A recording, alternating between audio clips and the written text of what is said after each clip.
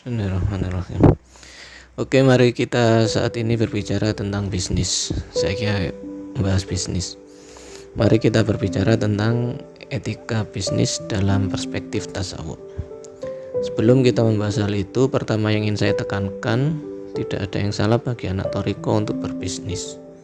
Bisnis, jual beli ataupun berdagang, itu semua merupakan kegiatan yang diperbolehkan dan dianjurkan oleh agama.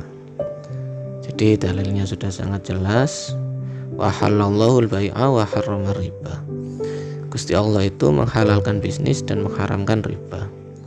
Ketika Kanjeng Nabi pernah ditanya oleh sahabat, "Ya Rasulullah, ayul kasbi atyabu?" Kemudian Kanjeng Nabi menjawab, "Amalur rajul biyadihi wa kullu bai'in mabrurin." Di Kanjeng Nabi itu ditanya, "Ya Rasulullah, pekerjaan apa sih yang paling baik itu?" Kemudian dijawab oleh beliau, pekerjaan di mana seorang laki-laki itu ya mengerjakan atau usahanya itu merupakan hasil dari tangannya sendiri, jerih payahnya sendiri, dan juga segala sesuatu dan juga setiap jual beli yang baik. Kullu bai'in mabrurin. Dari hadis ini bisa kita pahami bahwasanya menjadi seorang karyawan itu bagus, menjadi seorang profesional itu bagus, menjadi pebisnis itu juga bagus.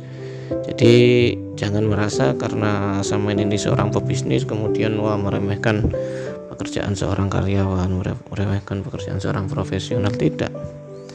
Karena di sini amalur rajul biyadihi, karyawan itu biyadihi, profesional itu biyadihi. Malah pebisnis ini yang mengkhawatirkan, wa kullu bai'in mabrurin. Di sini ada mabrurin, ada tambahan mabrurin. Maksudnya apa? Nah, dalam transaksi tersebut itu, dalam bisnis tersebut tidak ada yang namanya penipuan, tidak ada pembohongan, tidak ada pengkhianatan, dan juga tidak ada cara-cara kotor maupun sebagainya. Jadi saya pikir pembahasan tentang muamalah jual beli ataupun bisnis itu sudah dibahas secara lengkap dan tuntas di kitab-kitab fikih. Bagaimana tentang etika, tata cara seorang penjual itu gimana, akhlak seorang pembeli itu gimana, dan hal-hal apa saja yang merusak akad jual beli itu apa saja. Itu semua sudah lengkap dan ya sangat tuntas itu di semua kitab-kitab fikih. Sampean bisa cari di kitab Buyuk, itu semuanya ada. Nah, lalu sekarang bagaimanakah etika bisnis dalam perspektif tasawuf? Bagaimanakah seharusnya anak Thariqah atau khususnya anak matan itu berbisnis itu gimana? Bagaimanakah akhlak kita sekaligus etika kita sebagai seorang sufi dalam berbisnis? Nah, ini yang akan kita bahas dalam kajian kita saat ini. Tolong diperhatikan ya, jangan dikira anak Thariqah itu anti dengan dunia. Jangan dikira menjadi sufi itu anti dengan duit, anti dengan dunia, duit dan sebagainya. Enggak begitu. Memang benar dalam tasawuf dunia itu dikritisi habis-habisan, tapi yang dimaksud itu adalah dunia yang bersifat murahan, yang bersifat rendahan, yang bersifat hina, dani'ah. Dunia yang menjadikan kita semakin lalai dan menjauh dari Gusti Allah. Dunia yang menjadikan kita semakin sering bermaksiat dan semakin berdosa di hadapan Allah. Nah, dunia yang semacam inilah yang dianggap hina oleh kaum sufi. Jangan sampai kita itu seperti Sa'labah. Di Sa'labah itu sahabat Nabi yang dulu ketika dia melarat, dia itu ahli ibadah, rajin sholat berjamaah dan sebagainya, sangat aktif sekali. Tapi ketika dia sudah kaya raya, dia itu tertipu oleh dunia. Akhirnya dia itu berani meninggalkan sholat, kemudian bahkan zakat itu juga tidak ditunaikan dan sebagainya. Inilah yang sebenarnya dikhawatirkan oleh orang-orang Thariqah. Harusnya kecintaan kita terhadap dunia itu melebihi, maksudnya jangan sampai, harusnya kecintaan kita terhadap dunia itu jangan sampai melebihi kecintaan kita terhadap Gusti Allah dan Rasulnya. Jadi orang mukmin itu disifati dalam Al-Quran oleh Gusti Allah, walladzina amanu asyaddu hubban lillah. Jadi ciri dari orang beriman itu kecintaannya kepada Tuhannya itu sangat luar biasa sekali. Asyaddu hubban. Jadi sangat luar biasa. Karena saking luar biasanya cintanya kepada Gusti Allah sampai apapun itu siap dikorbankan. Tidak hanya dunia, tetapi juga harta bendanya, jiwanya, bahkan jiwanya itu siap dikorbankan. Tujuan tasawuf, tujuan thariqah sebenarnya ya semacam ini gitu loh. Senantiasa menjadikan Tuhan nomor satu, Kanjeng Nabi nomor dua, kemudian selebihnya nggak penting. Itu adalah tasawuf. Maka jika dunia itu tidak menjadikan kita lalai dari Gusti Allah, maka itu bukan dunia yang bersifat dani'ah atau yang bersifat hina, rendahan dan sebagainya. Tetapi dunia itu akan bersifat masru'atul akhirah, ladang untuk beramal demi apa? Untuk ya akhirat. Amalnya itu orientasinya akhirat. Nah, kita sebagai anak matan itu harusnya menjadikan dunia sebagai masruhatul akhirah, ladang amal untuk akhirat. Orientasi kita itu harus akhirat. Dunia semacam inilah yang baik. Bagaimanapun juga dunia itu tidak bisa kita tinggalkan. Kita ini saat ini dan sekarang ini itu hidup di dunia. Besok kita di akhirat itu pun dihisab oleh Gusti Allah juga berdasarkan kelakuan kita di dunia. Dunia itu penentu kita di akhirat. Bakalan mlebu swarga apa neraka iku ya krana di akhir karena perbuatan kita di dunia kan gitu. Maka oleh sebab itu kita itu tidak akan mungkin bisa meninggalkan dunia. Jadi itu di dalam tasawuf kita itu juga mengenal yang namanya konsep zuhud. Zuhud itu apa? Zuhud itu ya bukan berarti kita itu meninggalkan dunia seutuhnya, enggak.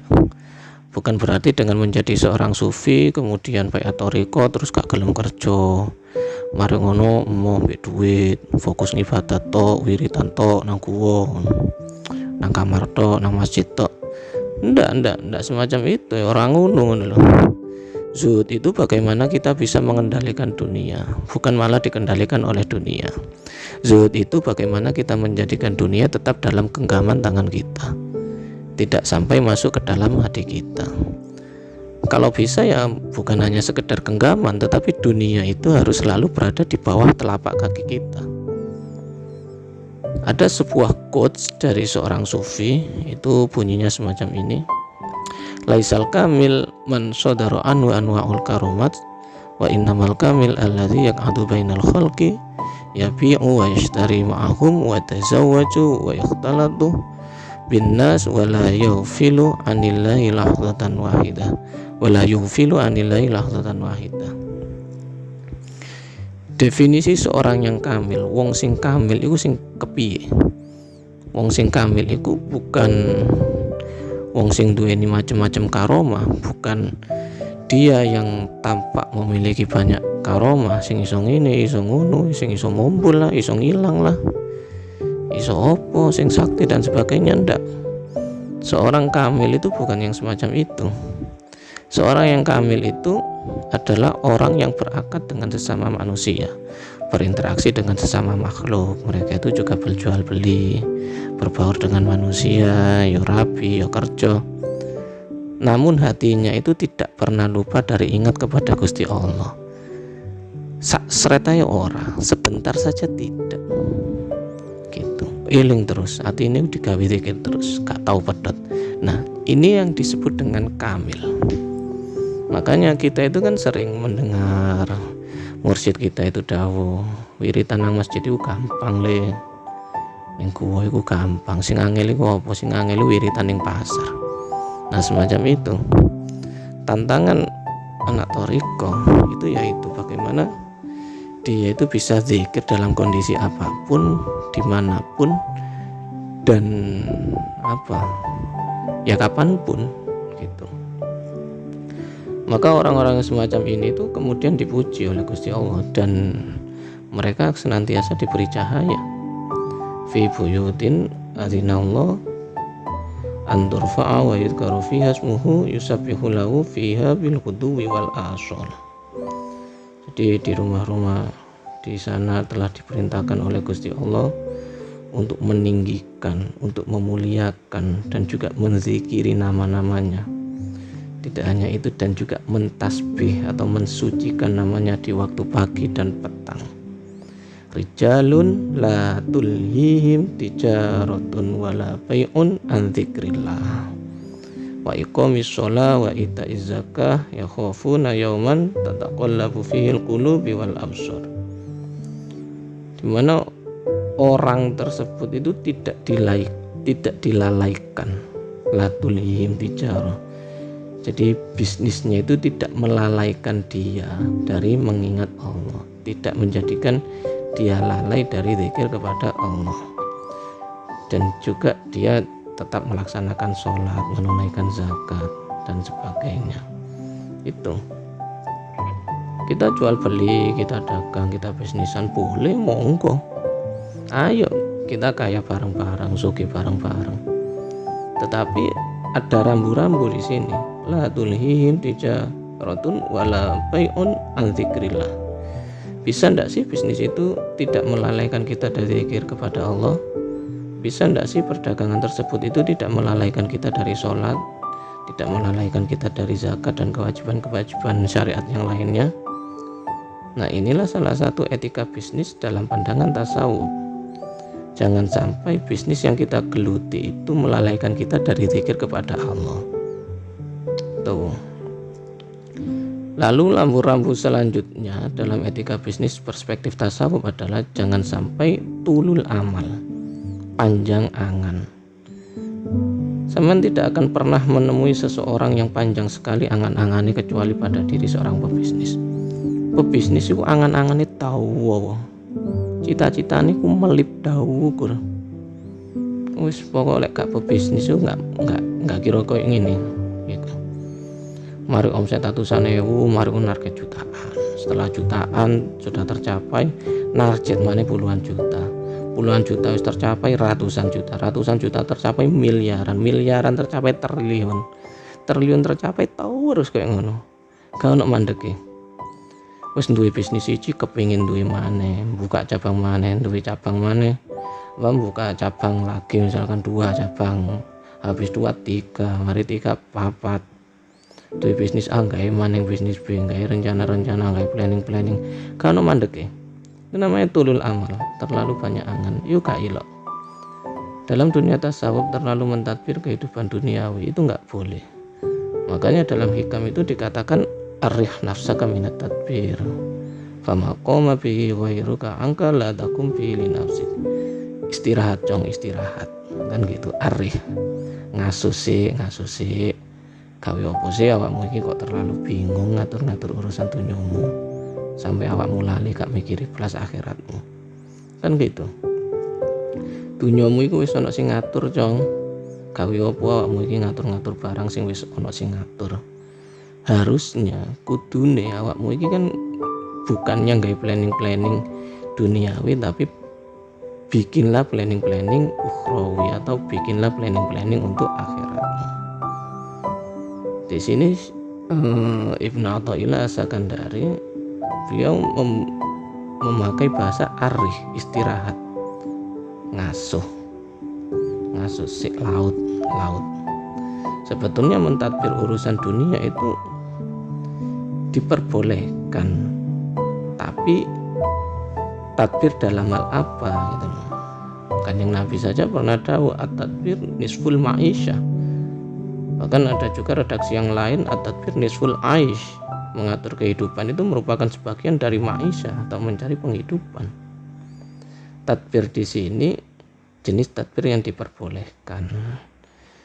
Jadi tadbir itu sebetulnya ada 3 macam. Ada tadbir yang mazmum, ada matlub, ada mubah. Nah, yang mazmum inilah yang tidak diperbolehkan, yang tercela, yang dicela itu yang mazmum. Apa sih tadbir mazmum itu? Yaitu tadbir yang kamu itu sering menetapkan dan juga memastikan segala sesuatu di dalam urusan atau perkara duniamu. Contoh ya, kalau pebisnis itu panjen pebisnis ya. Lek sedina awak iki oleh 1.000, langsung mari ngono ngitung. Oh berarti sak wulan iki aku iki bakal oleh 3 juta. Lek sebulan itu 3 juta, oh berarti setahun ini 36 juta. Gitu. Memastikan rezeki. Aku iki bakal oleh sak mini. Lek sedina 300.000, oh berarti seminggu iki 2 juta. Sebulan sekian, setahun sekian dan sebagainya.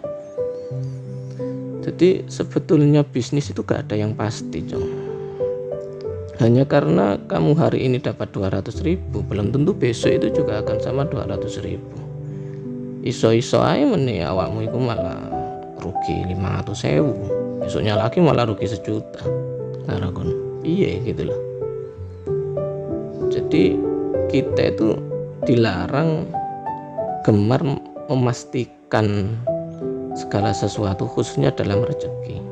Sebulan sekian, setahun sekian, lho ya ora ngono, Jong. Ketika awakmu iki seneng mastekno segala sesuatu koyo ngono, berarti awakmu iki hamba sing gak ono tawakale. Awakmu ngerasa bahwa hasilmu itu ditentukan berdasarkan kerja kerasmu. Wis gak beres ya. Laprek ketek telek Jong. Jari sopo? Kata siapa hasil itu ditentukan atas kerja keras? Banyak loh, kayak wong iku sing terus-terusan proses iku sampai kesel, proses terus. Pada akhirnya apa ya gak ono hasilnya. Sampai saiki gak ono hasilnya. Saya sering menemukan banyak di antara teman-teman konco-konco kurang opo le kerja keras, banting tulang dan sebagainya. Nyatanya panggai melarat gak berhasil. Ayo kurang apa coba. Dan saya juga menemukan kasus ada sebagian teman saya, dia itu gak terlalu ribet melewati proses, malah hampir tidak pernah berproses. Uripe ku ngeselo, gak ngoyo, gak kupu, gak telok-telok itu ya kerja keras itu ya gak sepiro. Biasa, ternyata malah sukses malah. Harapan piye ngono iku. Jadi sopo sing sing ngawiti hasil tidak akan mengkhianati kerja keras itu, tidak akan mengkhianati proses itu ya nggak selalu begitu. Hasil itu sering mengkhianati proses, itu sering. Akeh wong sing terus-terusan proses terus gak hasil malah gagal lah. Dan juga banyak orang-orang yang berhasil sing sukses itu prosesnya nggak terlalu ribet, tiba-tiba saja moro-moro sukses, moro-moro berhasil. Jadi tidak selalu hasil itu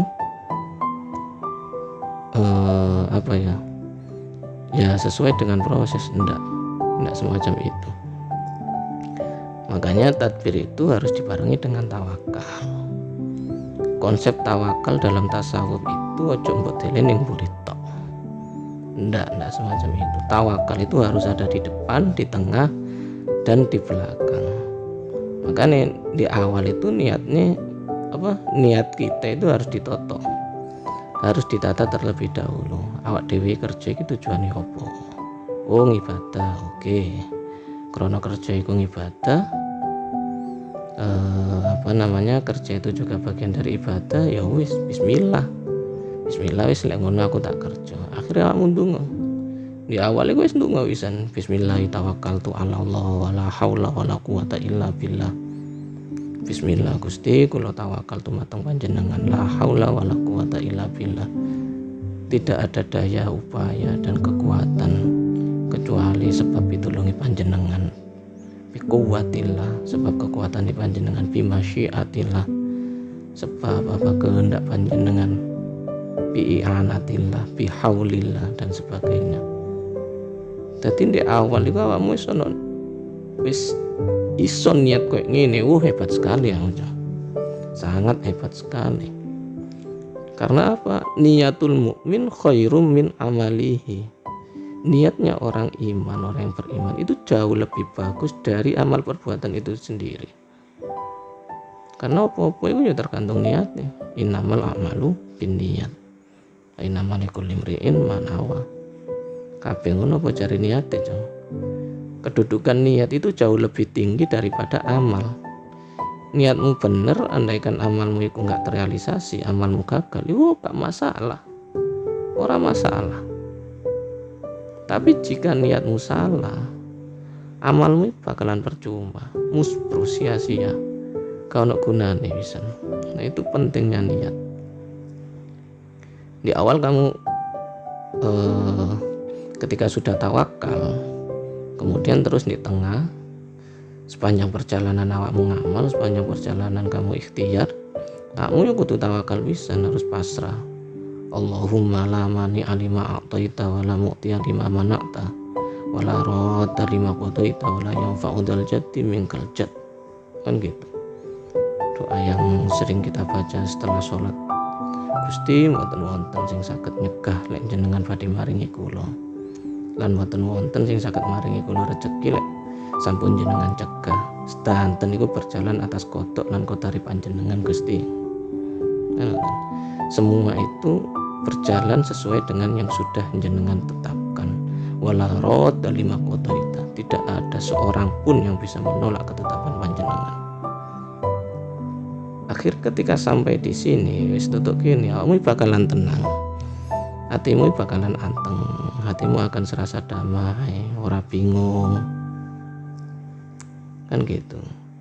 Tapi begini, hanya karena semua berjalan atas takdir Tuhan bukan berarti awakmu iki terus enak-enakan.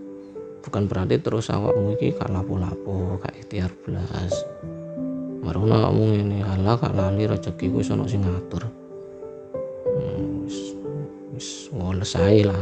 Mari ngono awakmu turu bendino. Gak kerja blas. Mari ngono awakmu berprinsip semua akan indah pada waktunya. Oh, indah gundulmu wah.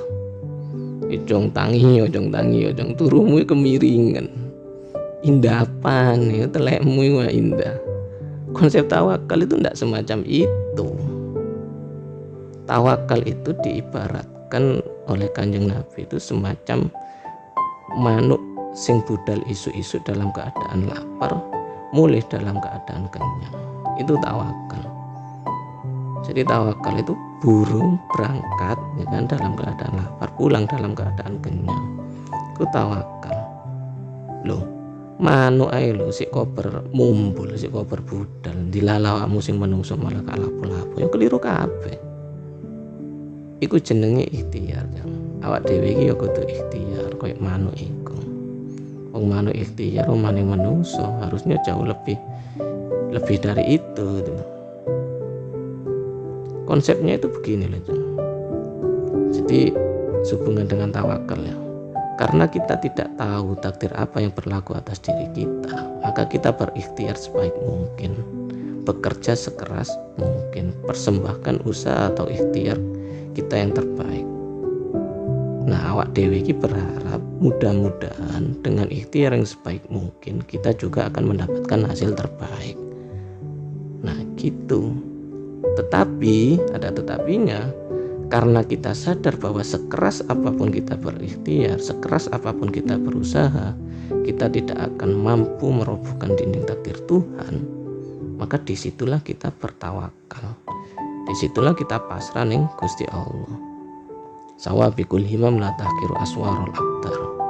Sak hebat-hebate tekadmu, sak kuat-kuate himmahmu, sak kuat-kuate apa kekarepanmu, keinginanmu, kamu tidak akan pernah bisa merobohkan dinding takdir Tuhan. Nah, lek di awal iki wis bener. Bismillahirrahmanirrahim. Bari ngono ndek tengah iki, Allahumma la mani alima a'taita wa la mu'tiya ila akhir. Kemudian sing terakhir piye? Yang terakhir sebagai penutup ya podo ya tetap tawakal.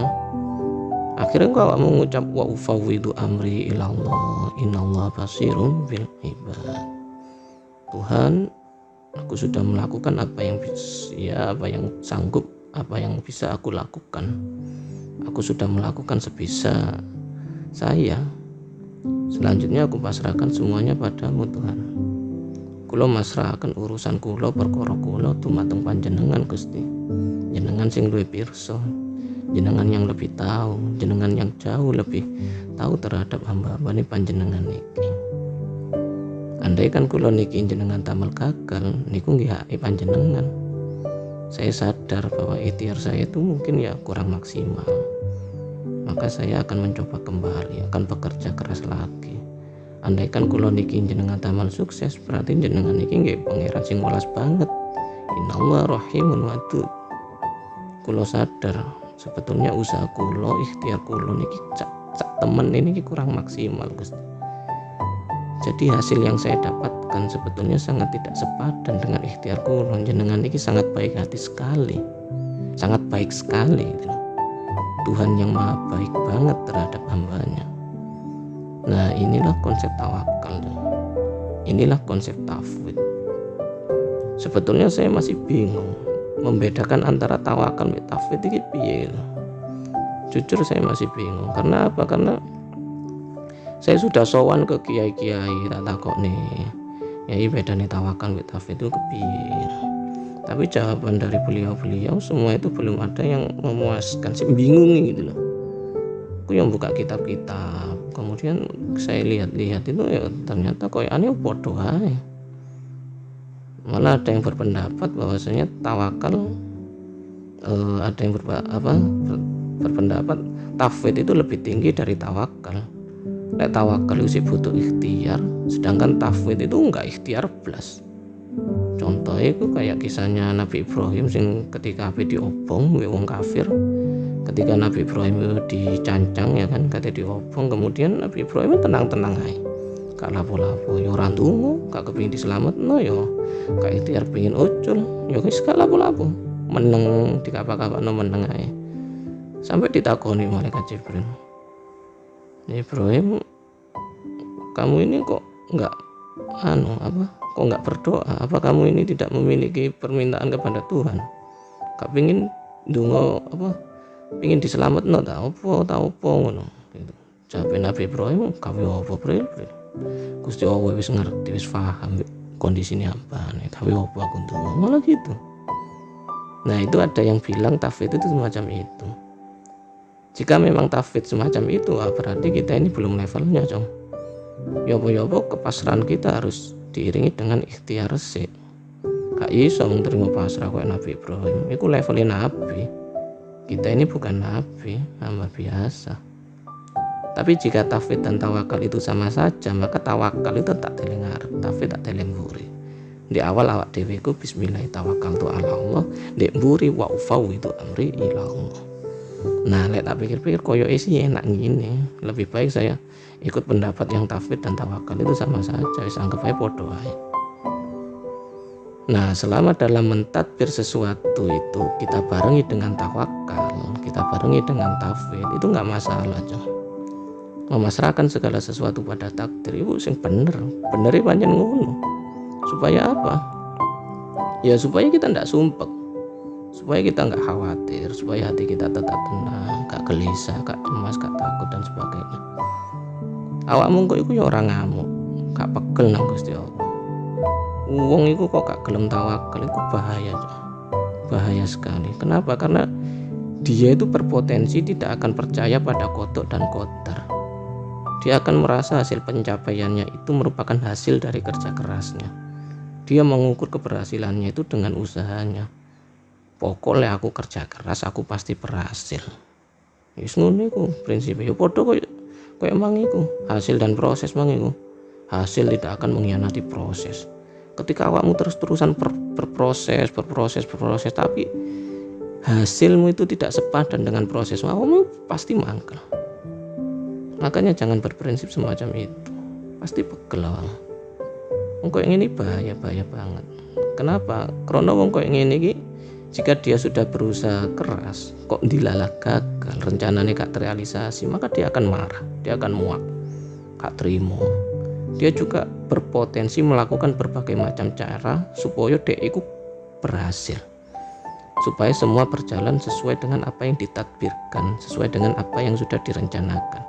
Yaitu elek tulul amal itu kayak terlalu mentadbir. Aku ingin setahun mana kok ingin waduh katuan. Nah, itu yang disebut dengan tadbir madmum, tadbir yang tercela, elek banget.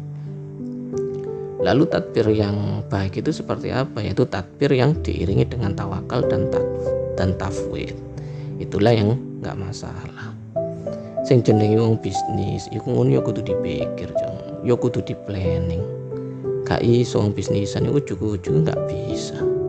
Kabeh ngono ilmune kudu belajar, dipelajari dhisik, dihitung dhisik, dianalisa suwote piye.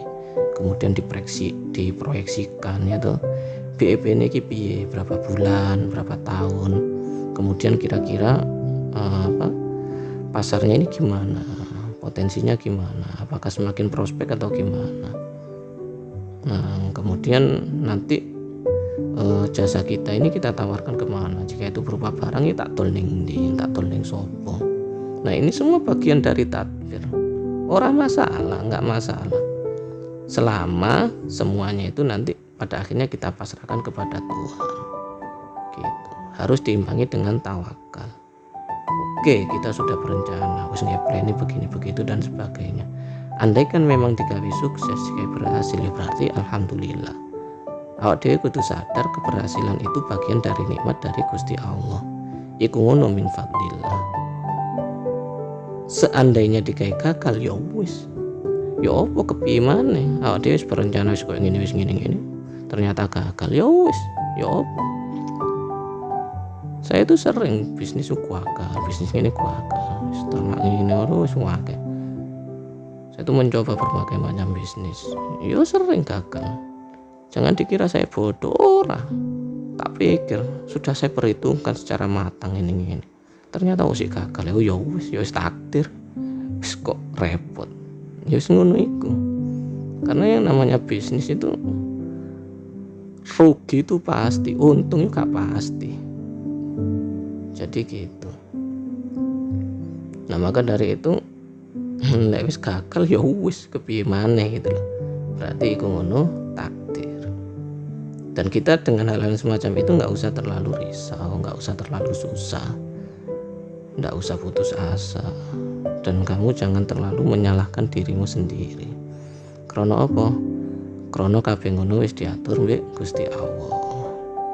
Di Quran iku ana ayat sing unine ma asaba min musibatin fil ardi wala fi anfusikum illa fi kitabim min qabli an nabra'aha inna dzalika 'ala Allahi yasir. Kabeh apa-apa ae sing terjadi di dunia iki, bahkan yang terjadi pada dirimu sendiri iku ngono wis terencana kabeh, sudah terskenario, tertulis dengan baik di Lauh Mahfuz. Iku ngono wis bagian dari takdir Gusti Allah. Sudah menjadi bagian dari skenario Tuhan. Nah, maka dari itu likaila taksau ala ma fatakum wala tafrahu bima atakum wallahu la yuhibbu kulla mukhtalin fakhur. Nah, karena kamu tahu segalanya itu sudah ditetapkan, segalanya itu sudah diskenario oleh Tuhan, maka ketika kamu mengalami kegagalan, awakmu ojo terlalu sumpek. Wala tayasu, jangan putus asa dan sebagainya. Krono ngono iku sebagian dari takdir. Begitu pula sebaliknya. Ketika awakmu kok digawe berhasil, usahamu digawe sukses oleh Gusti Allah dan sebagainya, ojo terlalu bahagia teman-teman. Ojo terlalu bangga teman-teman. Jangan sampai kamu merasa keberhasilanmu itu 100% buah dari kerja kerasmu. Gak ngono. Awakmu digawe sukses bukan atas dasar kerja kerasmu. Itu memang skenario Tuhan. Itu sudah diatur. Wis di skenario mbek Gusti Allah. Nah, jika kamu sudah benar-benar memahami konsep semacam ini, insya Allah kamu akan menjadi hamba yang stabil, gak labil. Kamu akan stabil. Digawe gagal awakmu gak jatuh, digawe sukses awakmu gak mumbul. Iku hamba sing stabil. Nah, itu tadi beberapa etika bisnis dalam perspektif tasawuf. Dan masih banyak lagi, sebetulnya masih banyak lagi. Kita masih perlu belajar tentang apa itu syukur. Kita belum belajar tentang qanaah, perbedaan syukur mbek qanaah iki piye. Awak dhewe perlu belajar sabar, marunu al-khilmu. Kemudian awak dhewe belajar sakho iku piye, ijat iku piye, isar piye dan sebagainya. Masih banyak lagi. Jadi etika-etika bisnis yang harus kita pelajari itu masih banyak dalam perspektif tasawuf. Dan memang ini tidak mudah, enggak mudah. lek diomongno yo gampang, tapi ngamalno yo waduh luar biasa wangele Jeng. Tapi bismillah. Nah, ini insya Allah akan kita lanjutkan di pembahasan di episode-episode selanjutnya. Jadi anak matan, anak toriko dalam berbisnis harusnya itu bisa menerapkan kedua-duanya, etika bisnis dalam perspektif fikih dan juga etika bisnis dalam perspektif tasawuf. Mungkin itu saja yang bisa saya sampaikan, kurang lebihnya mohon maaf. Assalamualaikum warahmatullahi wabarakatuh. Assalamualaikum warahmatullahi wabarakatuh.